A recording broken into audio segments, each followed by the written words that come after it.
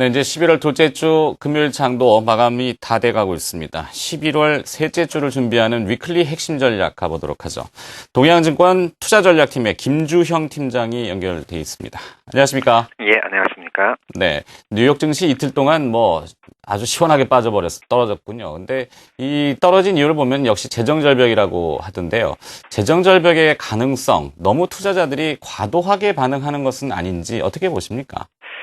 네, 재정 절벽이라고 하면 이제 그동안의 감세 조치를 했던 것들이 이제 원상 복구가 되고 또 이제 정부 지출이 줄어들어서 결국에는 재정 척설을 축소시키긴 하겠지만 결국 경제에 부정적인 영향을 미칠 것이다라는 시나리오입니다. 그러나 지금 공화당과 민주당의 의견이 각각 다르기 때문에 연내에 이것이 합의가 돼서 소위 말해서 이제 그랜드 바겐이라고 하는 대타협을 이룰 가능성은 좀 낮아진 건 사실이 있습니다.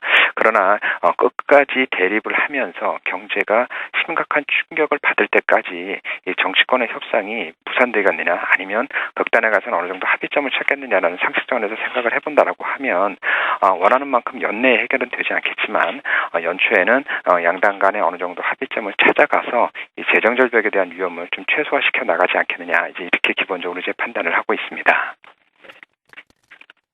네, 다음 주에는 EU 정상회담, 그리고 중국의 전국 대표 회의가 또 폐막이 되고요. 이벤트들도 꽤 많은 걸로 알고 있습니다. 시장에 영향을 줄 만한 이슈들 좀 정리를 부탁드려봐도 되겠습니까?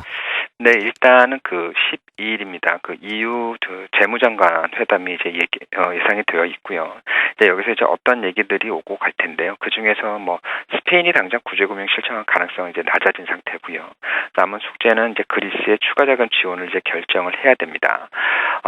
또 트로이카와 그리스 간에 어느 정도 이제 합의점을 본 걸로 알려지긴 한데 최종적으로 어느 정도 이제 확답을 주지 않는 상태에 있기 때문에 이것이 이번 12일 날까지 최종 합의에 이르러서 구제금융 추가 자금 지원이 결정될 것이냐. 이제 이것이 시장의 기대이긴 한데요. 어제자로 알려진 EU 관계자의 말을 좀 빌려서 생각을 해보면 아직까지 트로이카의 최종 보고서는 좀 기다리는 중에 있기 때문에 이번 12일에는 어떤 지원과 관련한 합의점을 이끌어내기는 좀 시간상으로 좀 부족하지 않겠냐라는 조금 부정적인 코멘트가 있기 때문에 아마도 12일이 아주 넘기진 않겠지만 12일을 기점으로 해서 이제 그리스 문제가 이제 완결된다라고 보기엔 조금 어려운 부분들이 있어 보입니다. 그래서 이것이 다소나마 이제 불확실성이 될 가능성은 있고요. 반면에 이번 주 토요일입니다. 이제 결국 우리 시장에서는 이제 다음 주부터 영향을 미칠 텐데요. 10일 날에 이제 중국 수출 데이터가 이제 발표가 됩니다. 지난번 경험, 그러니까 9월 수출 데이터가 나왔을 때 경험을 보면 생각보다 중국의 수출이 좋아지면서 결국 중국 경기 회복에 대한 기대감이 나타났었고 그것이 이제 우리나라를 비롯해서 이제 신흥시장에 이제 좋은 영향을 미쳤었는데요.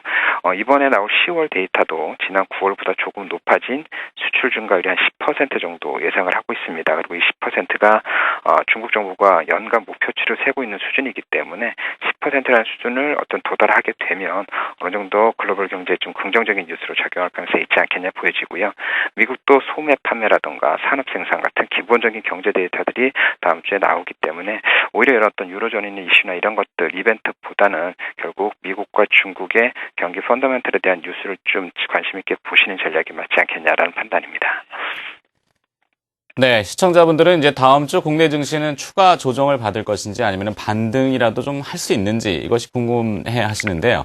팀장님 어떻게 보고 계신가요? 네, 결국 오늘 이제 장중 흐름에서 어느 정도 가능성을 엿봤다고 할까요? 결국 1900선 전후가 저희 시장에서는 좀 의미 있는 지지선 또는 이제 하방 경직성을 확보할 수 있는 지수대라고 보시면 될 것 같습니다. 아마도 이제 주가 수익 비율 PER로 환산한다면 한 8배 정도가 될 텐데요.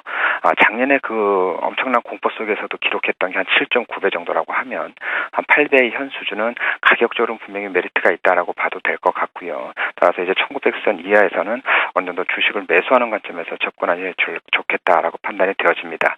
물론 주가의 회복 속도는 앞서 말씀드렸듯이 EU 재무장관 회담 또 미국과 중국의 경제 지표가 어느 정도 서프라이즈를 내주느냐에 달려있긴 하겠지만 전체적인 추세적인 방향성은 현 시점에서는 주가 하락보다는 좀 상승하는 쪽에 무게를 두고 접근하는 전략이 바람직해 보입니다.